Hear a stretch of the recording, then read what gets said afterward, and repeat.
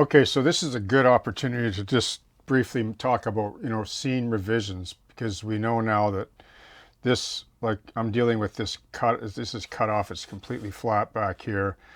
And you can see the angle of the retaining wall, and it's going to be like it was eroded away, maybe it was blasted away for, construction. Like, we don't know why, but this retaining wall was put in place because of the erosion, water runoff, etc., which will be indicated by a pipe down here, etc. So there's a history to the slope that I'm creating. Now what I have to do is I'm going to have to remove some of this scenery. I'll take this tree out. Okay. And then I'm going to have to pull out some of these bushes.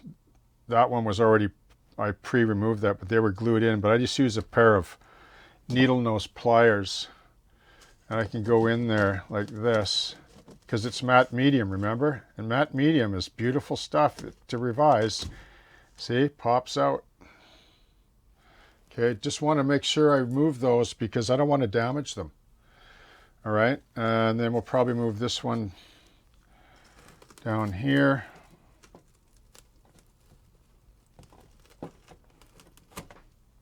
Okay, it's a sisal bush, right?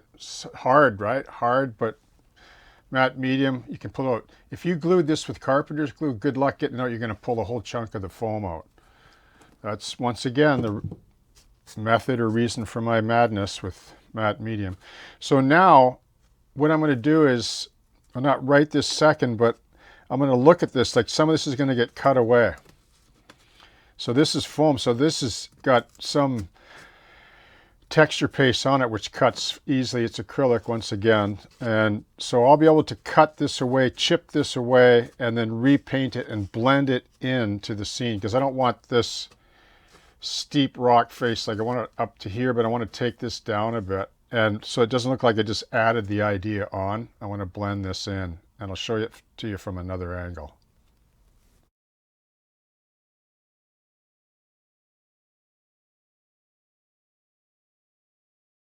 Okay, so this is from another angle, and you can see what I'm talking about right here.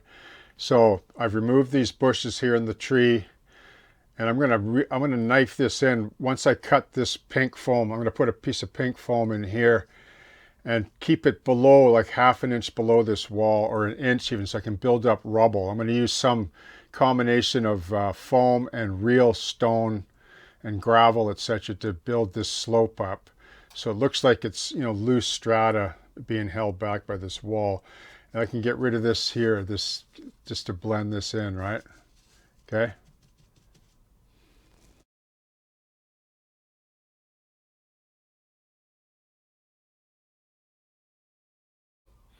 Okay, so here's the section, and what I've done is I've put parchment paper down underneath, because this hole, this is like an island, remember?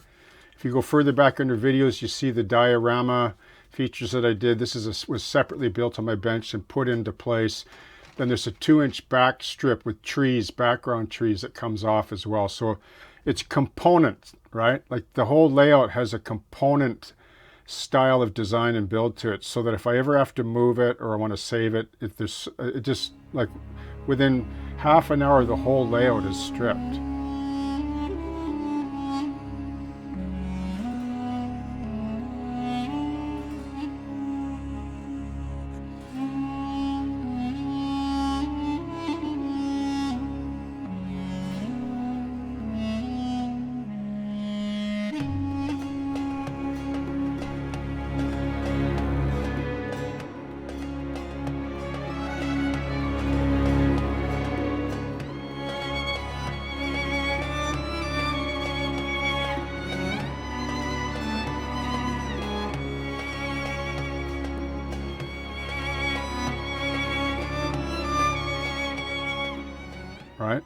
without any damage.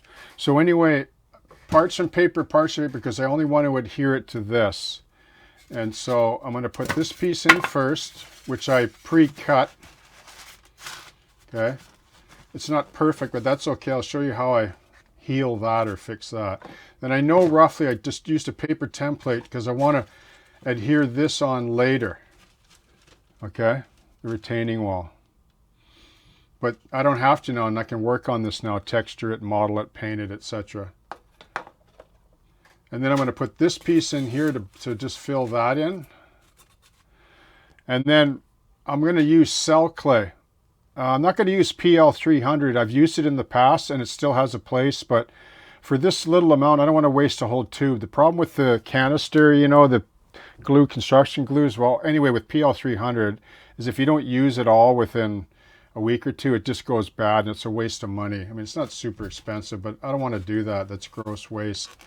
Where I can mix this with water, and it stinks, that stuff too. Any construction adhesive or PL300, the odor is just, I can't stand it. So I'm really trying to get down to a complete 100% water-based material application for building layouts and dioramas, although I probably will never get rid of oil paints. But anyway, so I'm going to use cell clay. This is really, like, not the fast mash, but the cell clay is really glue. This stuff's excellent for gluing, like foam. It grabs to foam beautifully. So I'm going to do that. I'm just going to pack some in there. I'm going to put a few skewers, some bamboo skewers in behind here. You know, 1, 2, 3, or just 2, and just push this in so it locks in better. It's pinned. And then I'm going to smear cell clay in this cavity here. Right? Not all the way down, but enough to bite. And then I'm going to do the same right here. So this becomes attached to this island. And then I'll do the same to attach this, and then I'll knife all this in. See here? I'm going to re-knife just the corner here so it blends in here nicer. That way I can do some sort of, you know, exposed strata, rock slide. There's going to be trees sort of coming down the slope up to this part here, and then blackberry bush kind of cascading over the top of the retaining wall down into the scene where the architecture in New West Town will be in here, right? Okay.